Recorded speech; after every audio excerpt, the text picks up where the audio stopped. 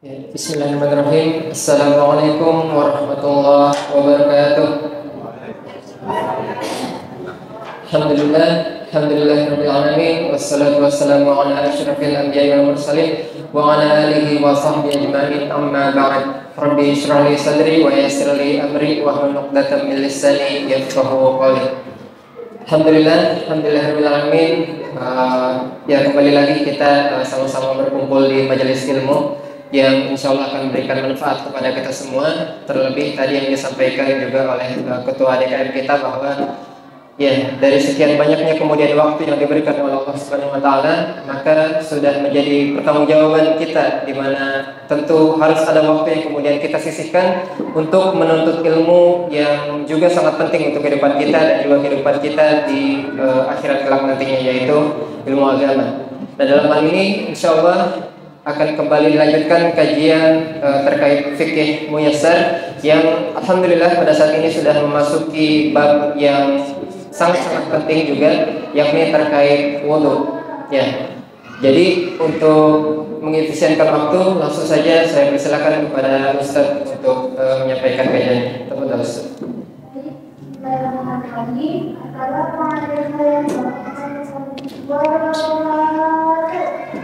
Assalamualaikum warahmatullahi wabarakatuh.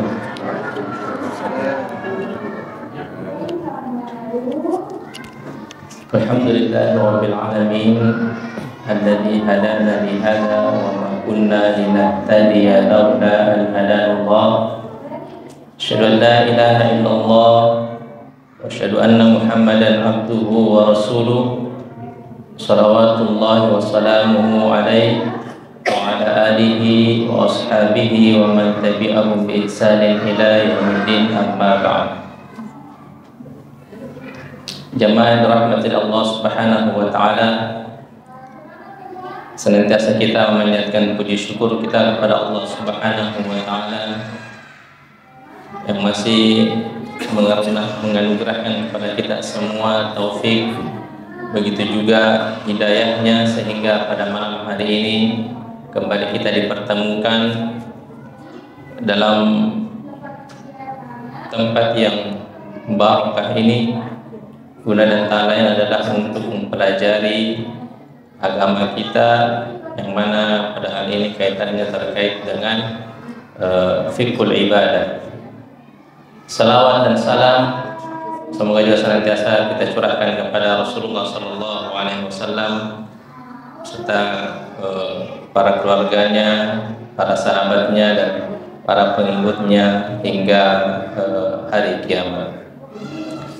Jamaah yang dirahmati Allah Subhanahu wa taala, jadi tadi sudah disampaikan bahwasanya kita sudah sampai pada bab wudu ya.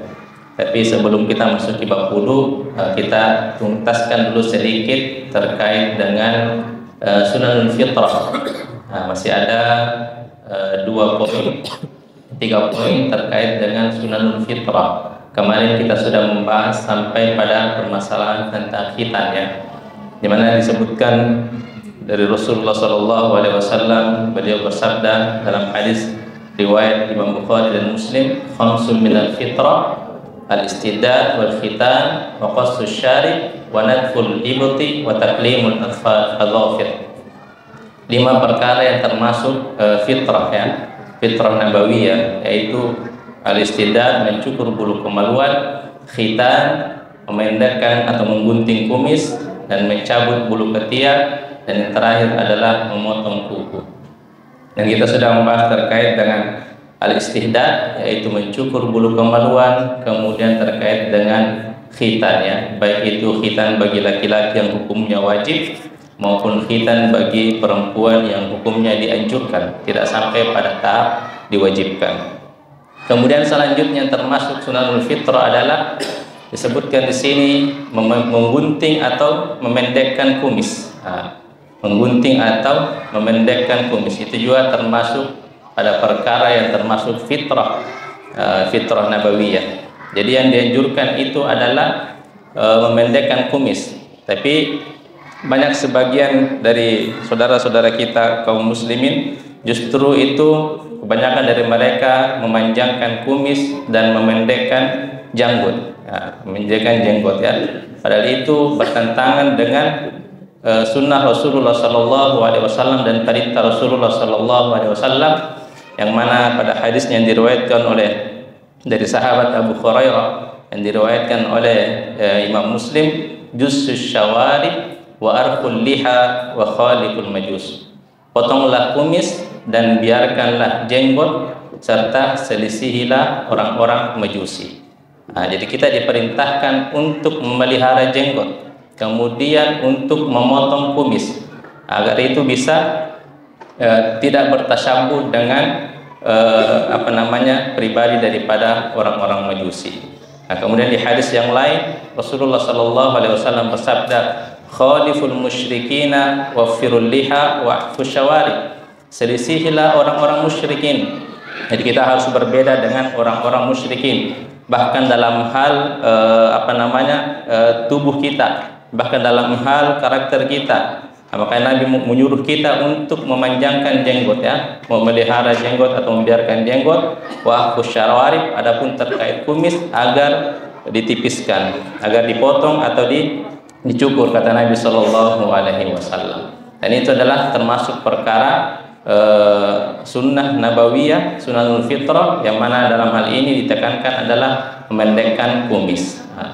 Kemudian yang selanjutnya termasuk adalah sunnahul fitrah adalah memotong kuku, taklimul adhafir, memotong kuku ya, baik itu semuanya ataupun salah satunya.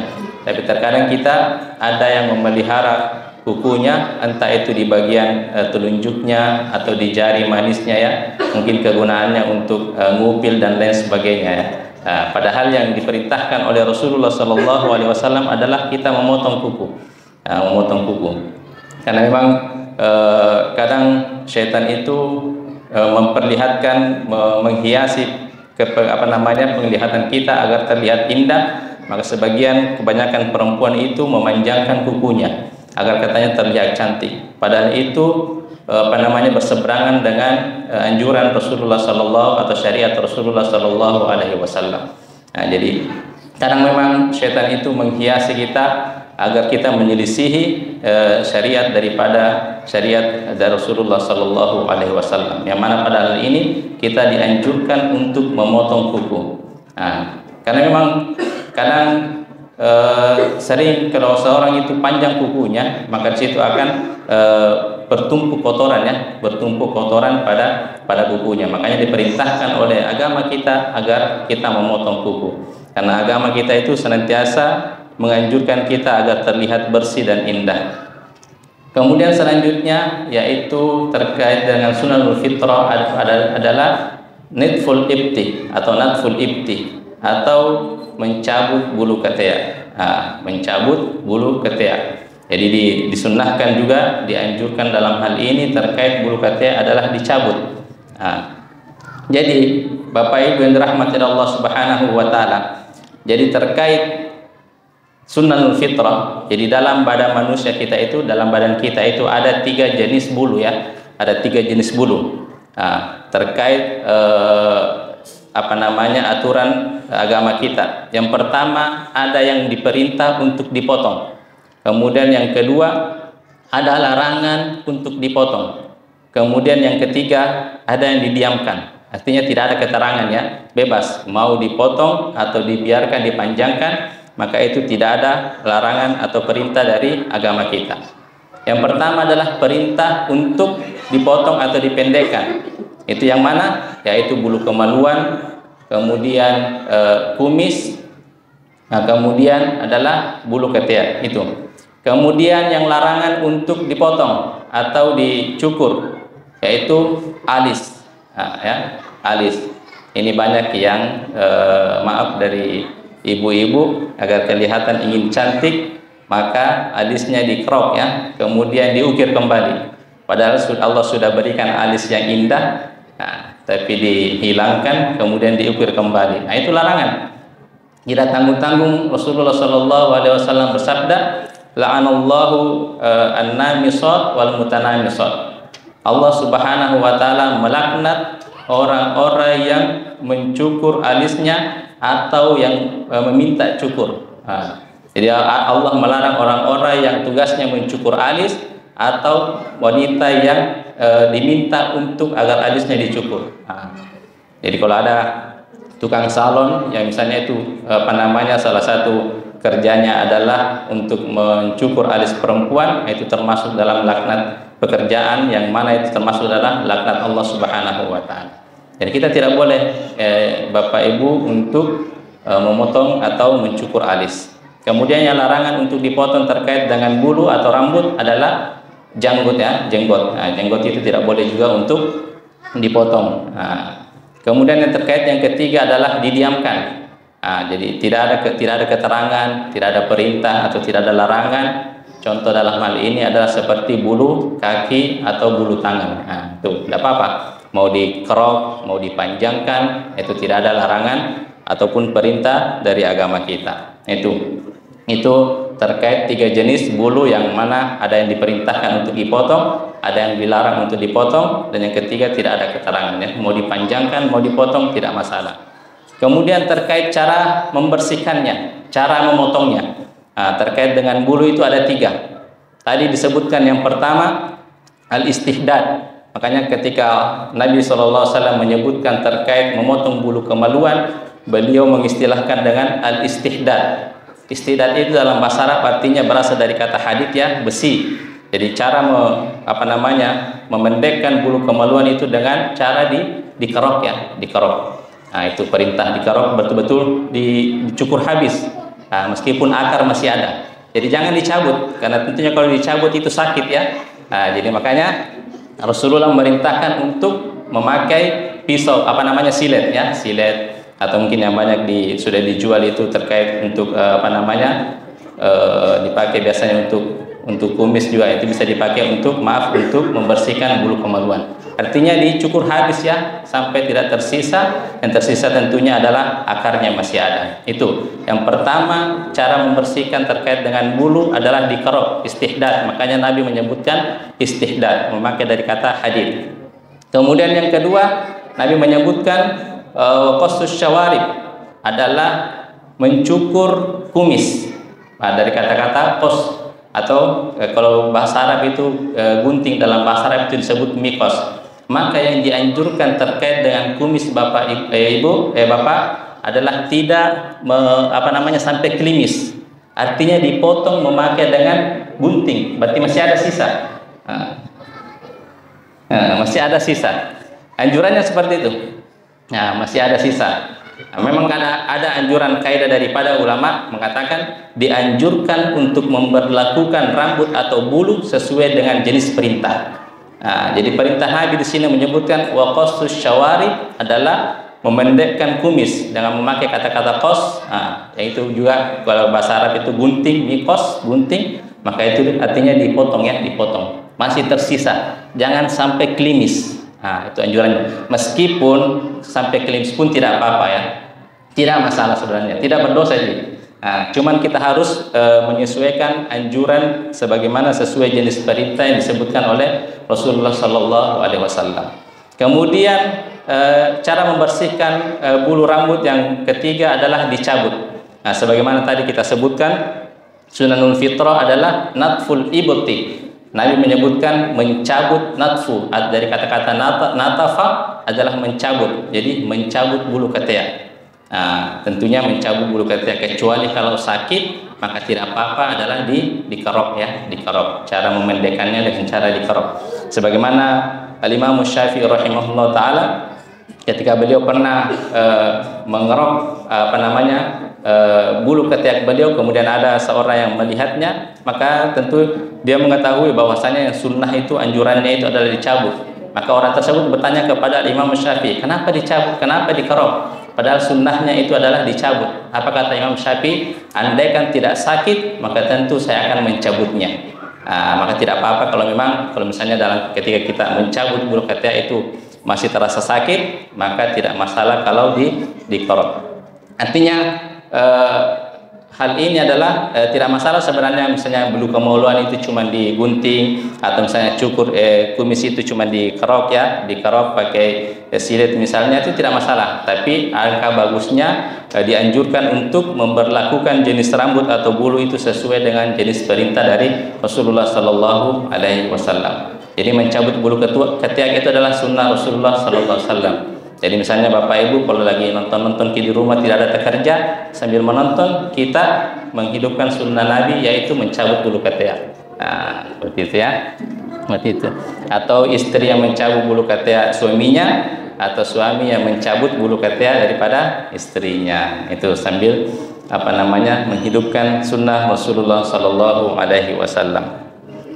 Nah, itu terkait dengan sunanul fitrah ya, 5 sunanul fitrah. Sebenarnya ada tambahan daripada sunanul fitrah itu sendiri. Bahkan disebutkan di sini oleh penulis, Rasulullah Sallallahu Alaihi Wasallam bersabda, "Asyrun minal fitrah." Ada 10 perkara termasuk fitrah. Tadi sudah disebutkan tentang qassus syarib, memotong kumis, wa ifaul lihyah, membiarkan jenggot, kemudian wasiwak, siwak, kemarin juga kita sudah jelaskan panjang lebar. Wastinsyaqul ma, menghirup air ke dalam hidung. Nah, ini juga termasuk adalah sunanul fitrah, menghirup air ke dalam hidung ya. Kemudian waqassul adhafir, memotong kuku, wa ghaslul barajim, mencuci ruas-ruas jari. Nah, jadi Bapak Ibu yang namanya ruas-ruas jari itu ini ya, biasa yang lipatan-lipatan yang ada pada tangan kita, ini disebutkan ghuslul barajim, karena biasa di situ menempel kotoran-kotoran ya, maka juga dianjurkan agar kita menggosok-gosok. Nah, mencuci ketika kita mencuci tangan maka digosok-gosok ini ruas-ruas jari kita. Nah, kemudian wanatful ibti, ini juga kita sudah jelaskan, wahalqul ana, juga mencukur bulu kemaluan, wantiqasul ma, dan juga adalah istinja ya, di sini disebutkan intiqasul ma adalah istinja. Nah, makanya seseorang yang menjaga daripada sunanul fitrah ini, maka dia adalah menjaga daripada fitrah an-nabawiyah yang Allah ciptakan, sebagaimana Allah ciptakan kita sesuai dengan fitrahnya. Jadi kalau ada orang yang tidak menjaga sunanul fitrah, maka tentu dia tidak menjaga fitrahnya sebagaimana Allah menciptakan dia sesuai dengan fitrahnya. Nah, itu. Jadi itu terkait dengan bab yang keempat, as-siwak dan sunanul fitrah. Jadi kita lengkapi daripada pembahasan kita pekan lalu yang belum kita selesaikan.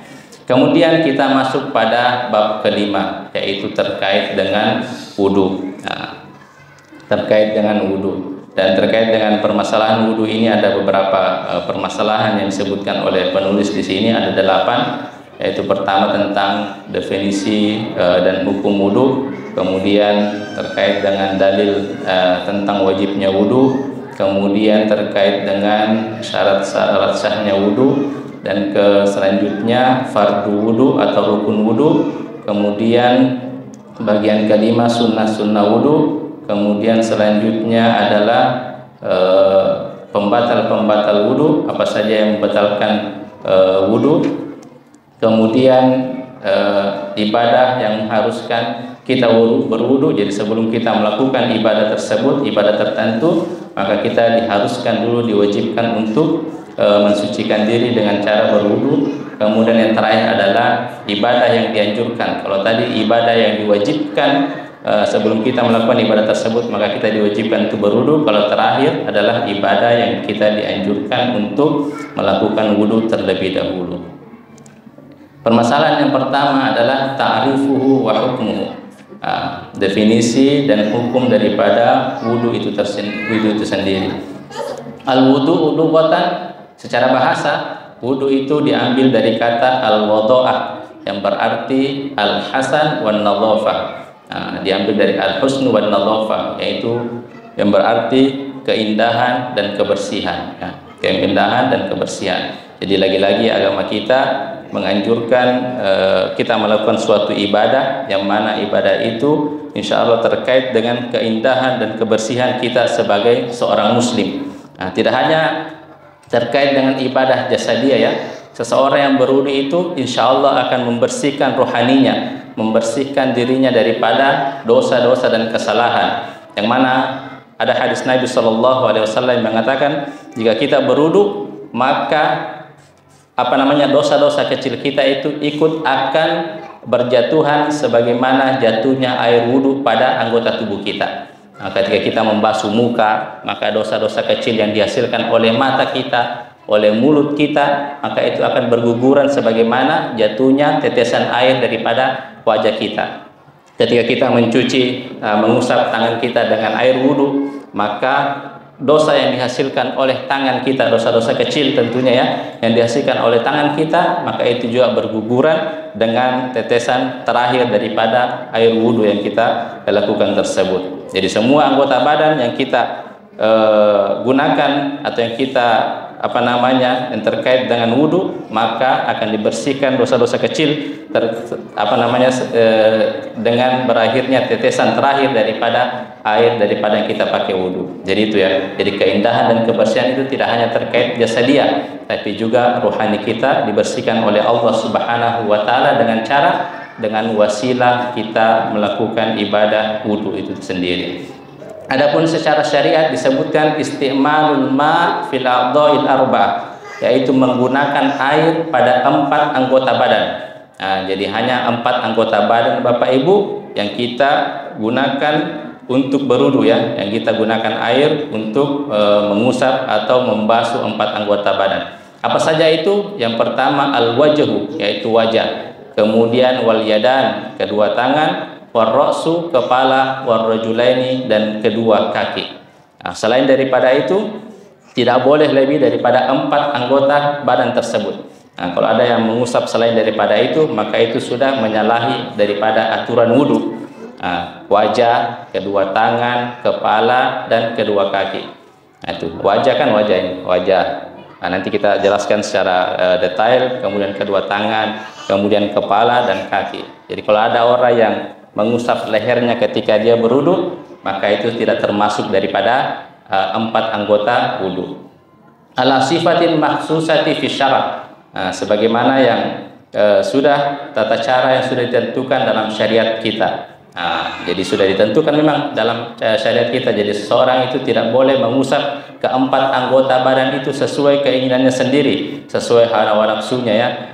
Itulah saya katakan yang namanya ibadah itu harus kita berdasarkan pada dalil. Kalau kita tidak berdasarkan pada dalil, maka orang akan berinovasi membuat tata cara sendiri, entah itu terkait dengan wudu, terkait dengan sholat dan ibadah-ibadah lainnya. Ala wajhi ta'abbudi billah. Jadi secara syariat, wudu itu secara istilah adalah menggunakan air pada 4 anggota badan, yaitu wajah, kedua tangan, kepala, dan kedua kaki dengan tata cara tertentu yang sudah ditentukan oleh syariat kita, kemudian dalam rangka beribadah kepada Allah Subhanahu wa taala. Adapun hukumnya adalah wajib alal muhdits idza arada shalah. Hukumnya wajib atas orang yang berhadas. Jadi bila dia hendak melakukan sholat. Dan apa yang sama hukumnya dengan sholat, seperti tawaf atau menyentuh mushaf Al-Quran. Jadi kalau mau ke sholat maka wajib bagi kita adalah untuk berwudu terlebih dahulu. Begitu juga halnya kalau kita ingin bertawaf Bapak Ibu, ketika kita ingin ibadah umroh atau ibadah haji, maka harus wudu dulu. Jadi seseorang yang berhadas maka tidak sah tawafnya jika dia bertawaf dalam keadaan berhadas tanpa wudu. Begitu juga dengan menyentuh mushaf Al-Quran.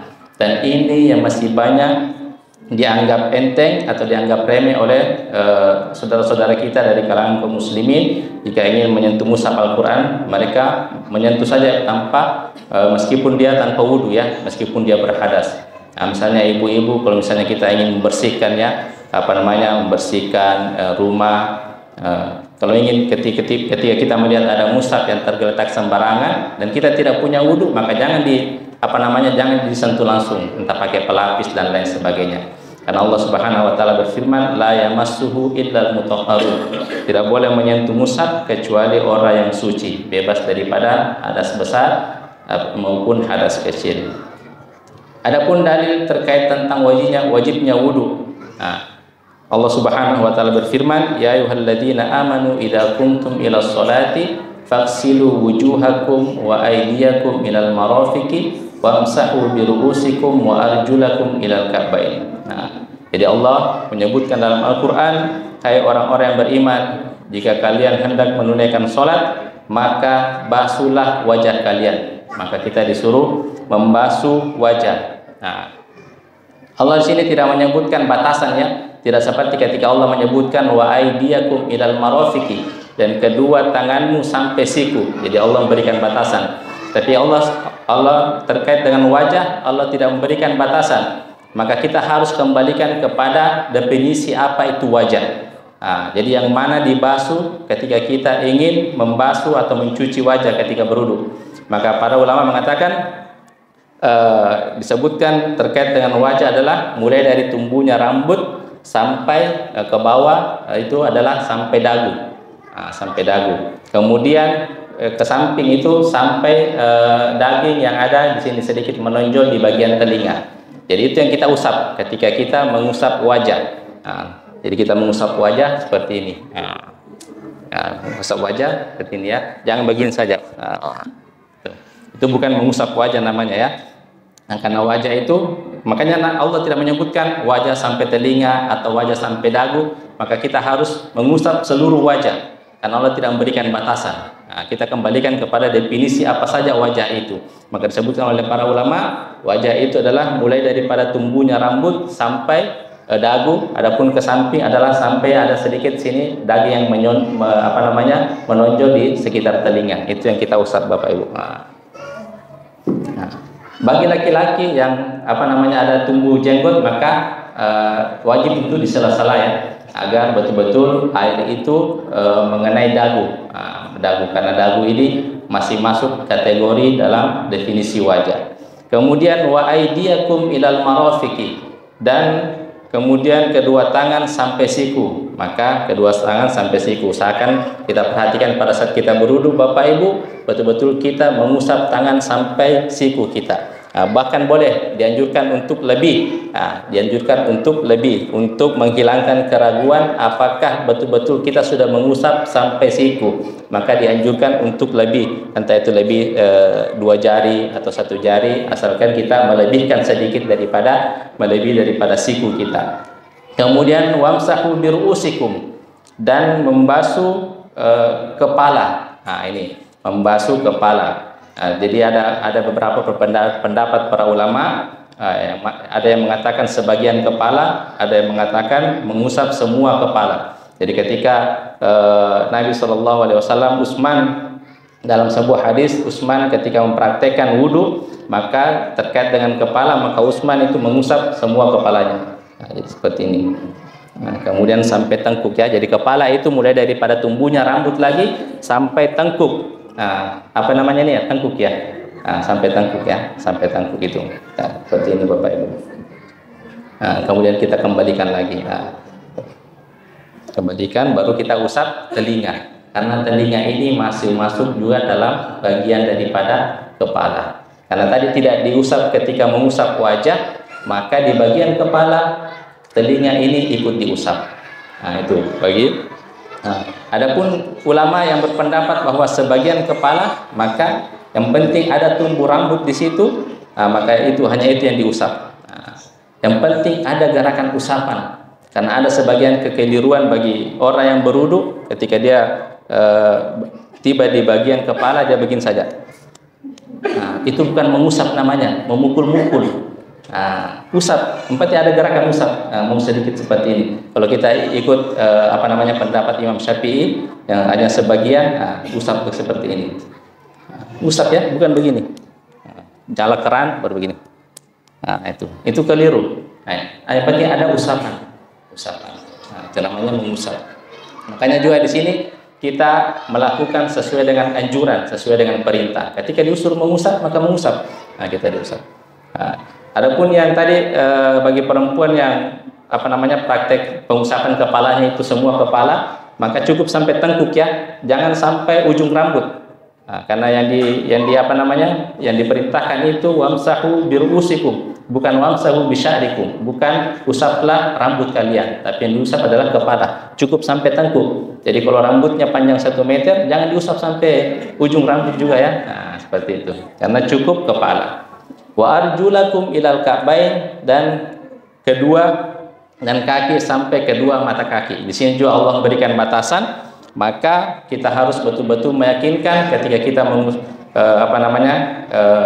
sampai kepada kaki itu kita mengusap. Ada juga sebagian orang yang hanya membasahi, ya, entah pakai timba cuma disiram saja kakinya, tidak diusap, atau pakai keran cuma digosok-gosokkan saja antara kaki kiri dengan kaki kanan. Nah, itu keliru Bapak Ibu.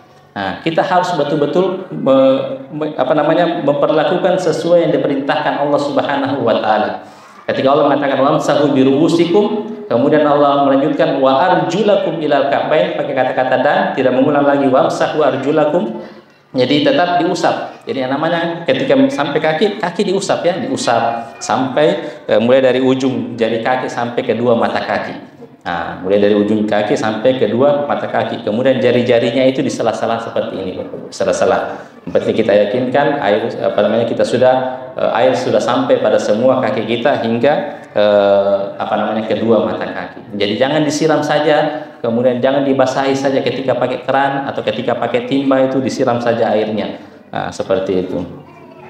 Jadi itu cara memperlakukan 4 anggota wudu, 4 anggota badan terkait dengan wudu. Kemudian dalil yang mewajibkan juga kita berwudu sebelum melakukan sholat. Nabi Muhammad SAW bersabda yang diriwayatkan oleh Imam Muslim, la yaqbalullahu salata bighairi tuhur wala shadaqatun min ghulul. Allah tidak menerima salat tanpa bersuci dan tidak menerima sedekah dari hasil penggelapan ya, dari hasil korupsi, dari hasil pencurian dan turunannya. Kemudian di hadis yang lain Nabi SAW bersabda, la yaqbalullahu salata man ahdatha hatta yatawadda. Allah tidak menerima salat orang yang berhadas sehingga dia berwudu terlebih dahulu.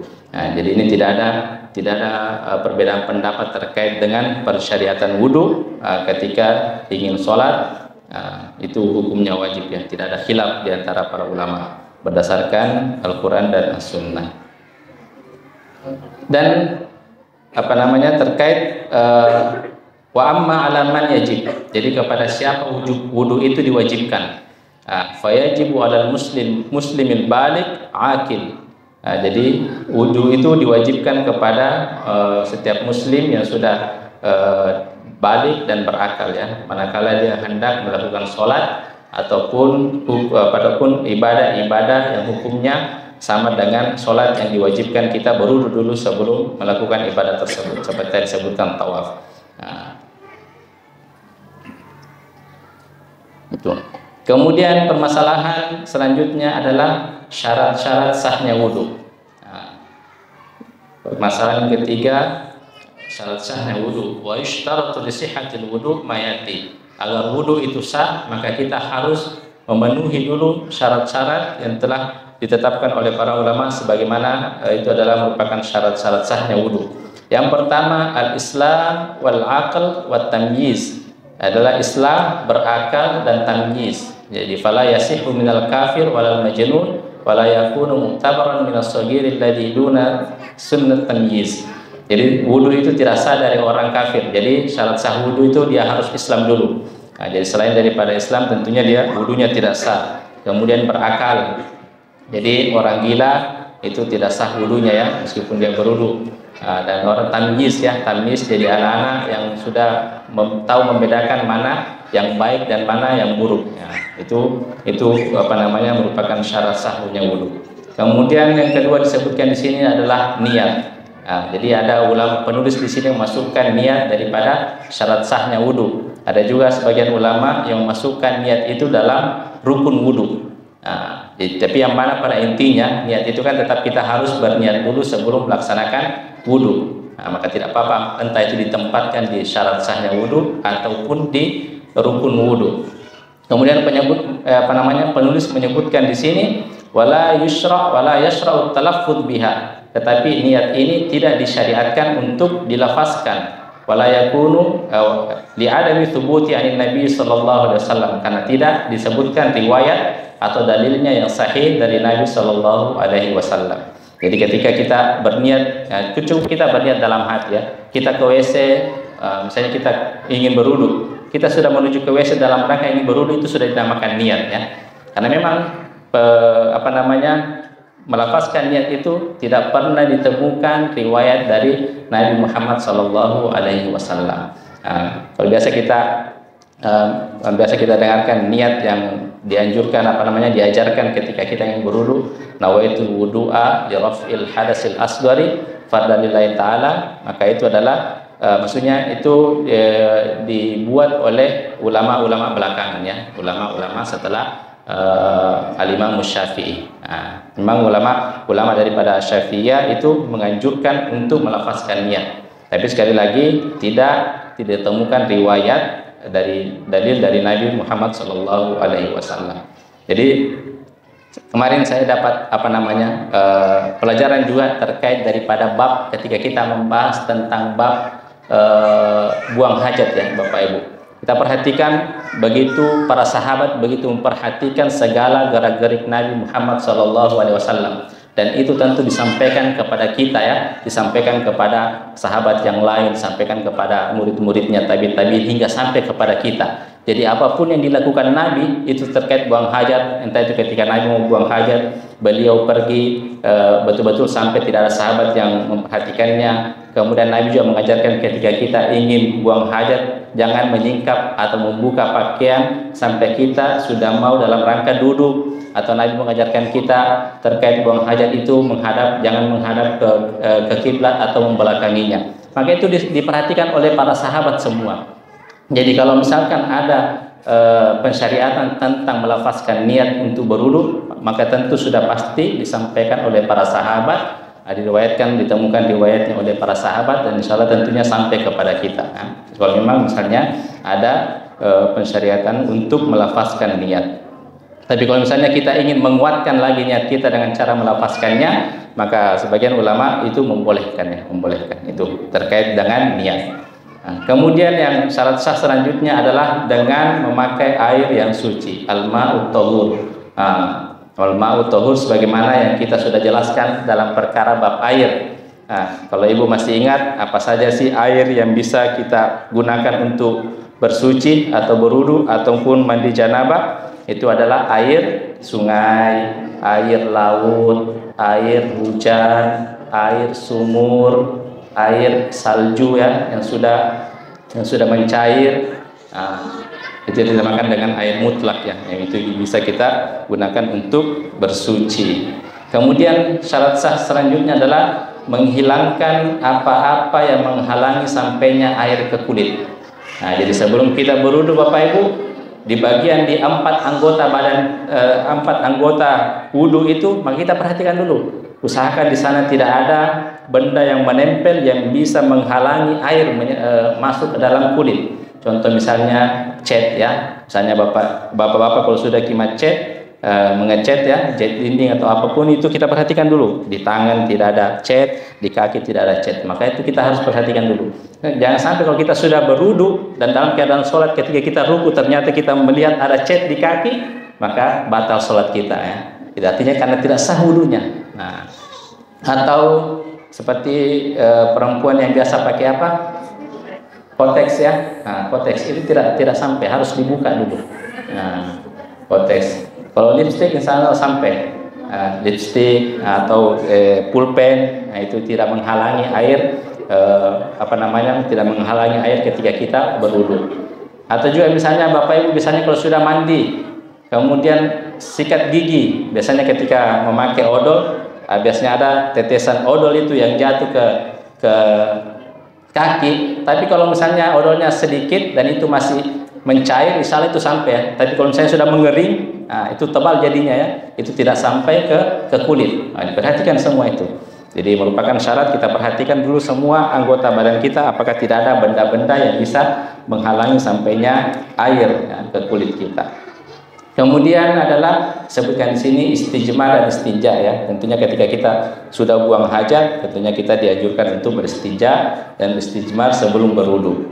Kemudian syarat sah selanjutnya adalah muwalah, berkesinambungan. Nah, ini pernah ditanyakan oleh Ismail ya, atau Rizky ya, Ismail ya, berkesinambungan.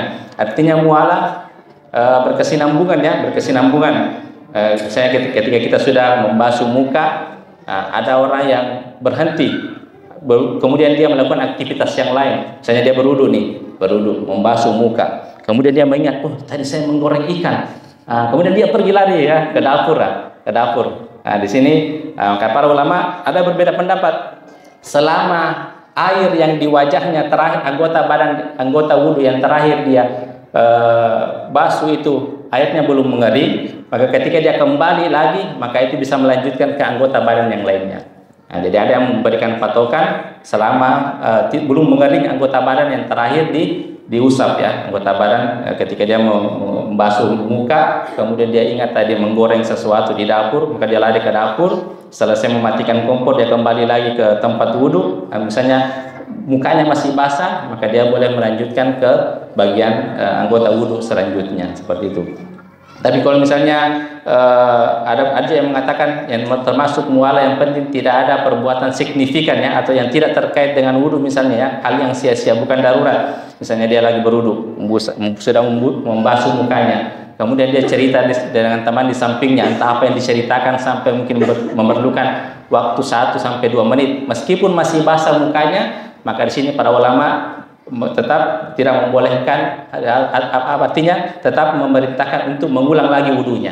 Karena apa yang dilakukan itu bukan sesuatu hal yang darurat dan juga perbuatan yang tidak signifikan istilahnya para ulama. Jadi yang namanya muwalah itu berkesinambungan, harus sudah membasuh muka langsung membasuh selanjutnya membasuh tangan kemudian kepala. Jadi tidak boleh terputus dengan perkara-perkara yang tidak ada kaitannya dengan wudu atau perkara-perkara yang misalnya bukan darurat. Maksudnya tidak ada kaitannya dengan berwudu. Biasa juga kalau kita berwudu, sebagaimana tadi disebutkan oleh pernah ditanyakan Ismail, kemudian habis air, maka dia cari air yang lain ya, berjalan 100 meter. Itu masih ada kaitannya ya.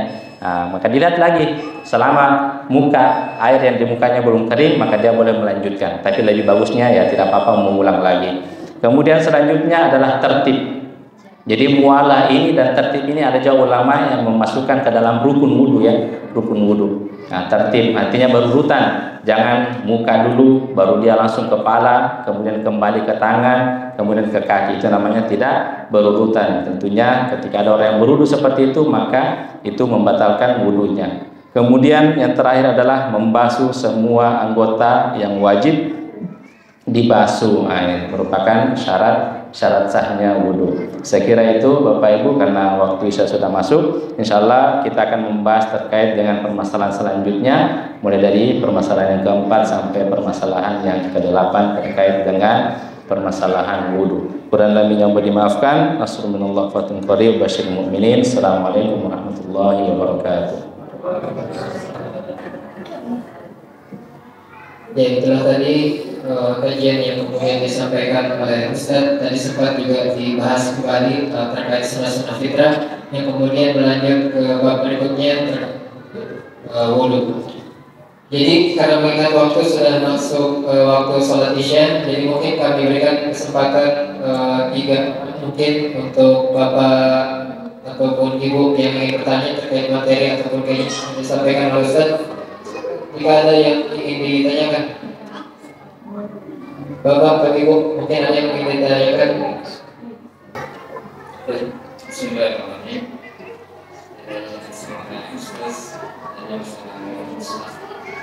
Ya.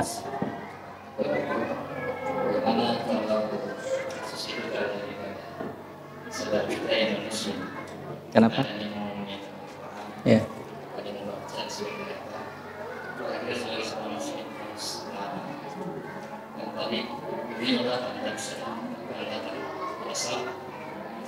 Wudunya ya. Gimana dengan kita karena Islam muslim? Yang kedua, Islam di sini yang tidak boleh dipegang apabila Islam yang tidak menetapkan, karena beberapa ulama mengatakan seperti itu Islam adalah orang yang sedang berhati yang harus dibagi dengan ada bagaimana bercerita seperti yang bisa diberikan tambah umur. Dan yang ketiga, apakah begitu bisa dipakai dalam sehari kalau memang tidak mengatakan dalam keadaan oh tertarik ya. Dan sama sehari sampai Isya dia tidak melakukan ibadah. Dan yang ketiga, sama dengan juga kan pada saat tertentu mengganti membasuh kaki itu bisa sepatu. Pada saat masuk itu daripada setiap sepatu. Turunnya, tapi akan membasuh kaki secara Ya, tadi terkait dengan menyentuh mushaf bagi non muslim ya. Tentunya ketika ada non muslim, jangankan non muslim saja, ketika dia ingin menyentuh mushaf dan itu tanpa wudu, maka itu diharamkan ya, tidak diperbolehkan, apalagi bagi non muslim. Terus bagaimana hal itu pernah terjadi ketika Umar bin Khattab ingin membunuh Nabi SAW ya. Pada saat itu kan Umar bin Khattab masih dalam keadaan kafir. Ketika dia bertolak ingin ke rumah Nabi SAW, kemudian ada sahabat yang mengatakan, engkau mau kemana Umar? Kata Umar, saya ingin membunuh Nabi ya, yang sudah mengganggu agama nenek moyang kita. Tapi kata orang tersebut, jangan dulu Nabi, itu saudaramu ya, adikmu yang sudah masuk Islam. Nah, ketika dia berbelok ke rumah adiknya, pada saat itu dia mendapati adiknya membaca surat Toha ya. Nah, dari balik pintu Umar belum masuk, dari balik pintu Umar sudah mendengarkan adiknya membaca Al-Quran surat Toha. Ketika Umar masuk, Umar berkata, apa yang kamu baca tadi itu? Coba berikan kepadaku. Tapi adiknya tidak membolehkan, tidak mengizinkan Umar untuk memegang mushaf yang dibaca adiknya pada saat itu. Bahkan disuruh kalau kamu ingin memegang mushaf ini, maka bersyahadatlah dulu. Kemudian kamu mandi, maka baru boleh diizinkan. Jadi begitu sikap kita ya. Kita tidak membolehkan, meskipun non muslim itu penasaran ya dengan Al-Quran, kita tidak bolehkan. Kalau boleh kita suruh syahadat dulu. Nah, jadi kita beramal, kita suruh syahadat dulu. Kalau memang kamu penasaran dengan Al-Quran, maka bersyahadatlah terlebih dahulu. Terkait juga dengan mushaf yang pada saat Al-Quran yang dengan terjemahannya. Al-Quran dengan terjemahannya itu tidak dinamakan dengan mushaf. Nah, tidak dinamakan mushaf, maka tidak mengapa ketika kita memegang Al-Quran yang ada terjemahannya, dan itu sudah bercampur dengan bahasa yang lain. Nah, sudah tercampur dengan tidak mayoritasnya itu bukan Al-Quran isinya. Bukan Al-Quran isinya. Meskipun ada mushaf yang sudah tercampur dengan bahasa atau itu kata pengantarnya, tapi mayoritasnya masih Al-Quran, maka itu masih disebutkan mushaf. Adapun terjemahannya itu sudah 50-50 ya, antara terjemahan dengan Al-Quran. Jadi Al-Quran dan terjemahan itu sebagaimana dikiaskan dengan sama halnya dengan seperti kitab tafsir.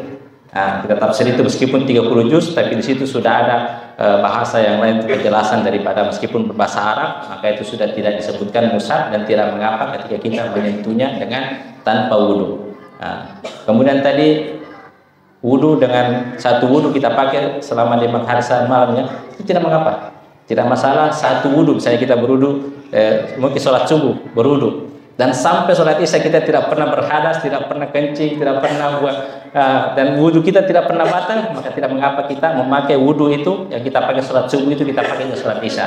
Tapi yang disunnahkan setiap masuk waktu sholat, maka kita disunnahkan, dianjurkan untuk memperbarui wudu kita. Afdalnya seperti itu. Tapi tidak mengapa satu wudu kita pakai dengan 5 sholat sehari semalam.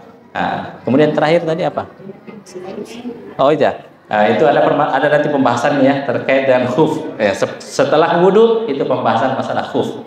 Jadi singkatnya, Bapak Ibu, kalau misalnya kita sudah berwudu, kemudian kita memakai sepatu ya, kemudian kita dalam keadaan musafir, ketika batal wudu kita, maka ketika kita berwudu, maka kita tidak dianjurkan, boleh mengusap sepatu saja. Ya, jadi tidak usah membuka sepatu. Itu nanti ada permasalahannya. Itu ada keringanan dalam syariat kita ketika kita berwudu, kemudian memakai sepatu, kemudian kita dalam keadaan musafir ataupun tidak musafir. Yang mana kalau tidak musafir itu waktunya 1 hari 1 malam. Kalau dalam keadaan musafir waktunya 3 hari 3 malam. Itu kita boleh berwudu ketika membasuh kaki, hanya membasuh seperti ini, tanpa membuka sepatu.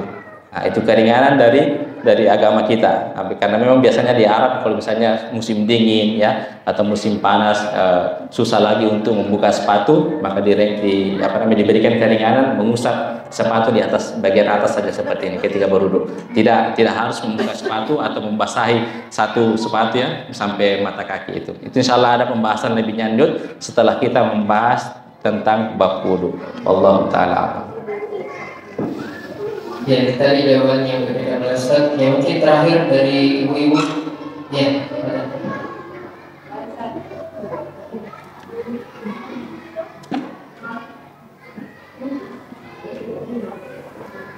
Assalamualaikum warahmatullahi wabarakatuh. Waalaikumsalam. Ustaz, saya mau tanyakan terkait misalnya kita sudah wujud terus tiba-tiba bersentuhan sama suami yang istri. Karena ada beberapa pendapat yang mengatakan ada yang sah, ada juga yang membatalkan. Mohon petunjuknya Ustaz. Ya. Jadi insya Allah itu kita bahas di pembahasan pembatal wudu ya. Nah, tapi kita bahas secara singkat dulu, jawab secara singkat. Jadi memang ada ulama yang termasuk pembatal wudu itu adalah ketika bersentuhan dengan yang bukan muhrim. Nah, tapi pendapat terkuat adalah tidak batal wudu ketika kita bersentuhan dengan yang muhrim. Karena Nabi SAW ketika beliau mau pergi sholat itu terlebih dahulu beliau mencium istrinya, tanpa mengulangi wudu lagi. Nah, itu meskipun ada lagi pembahasan lebih panjang terkait daripada itu. Jelasnya penulis di sini memilih pendapat dan insya Allah itu adalah yang rajih, yang terkuat. Mayoritas ulama mengatakan tidak batal wudu ketika kita bersentuhan kulit dengan yang bukan muhrim. Nah, ada juga yang batasi batal, tapi kalau misalnya kalau tidak disertai dengan syahwat tidak batal, tapi kalau disertai dengan syahwat maka batal. Tapi jelasnya yang rajih, yang kuat adalah tidak batal ya, tidak batal ketika kita bersentuhan dengan muhrim. Karena akan susah nanti kalau kita lagi tawaf Bapak Ibu, ya kita pasti akan bersentuhan dengan yang bukan muhrim ketika kita bertawaf di Ka'bah itu berdesak-desakan dan lain sebagainya. Itu diantara hikmahnya ya. Hikmahnya kita memilih pendapat yang terkuat adalah tidak batal ketika kita bersentuhan dengan muhrim, dengan yang bukan muhrim. Sekira itu Allah Ta'ala. Ya, pemirsa mungkin cukup untuk sesi tanya jawab. Insyaallah akan kita semoga kita diberikan umur yang panjang, diberikan kesempatan kesehatan untuk mengikuti kegiatan ataupun kajian-kajian berikutnya. Baik, demikian karena waktu sholat isya sudah masuk. Mungkin kajian pada kesempatan kali ini kami cukupkan terlebih dahulu.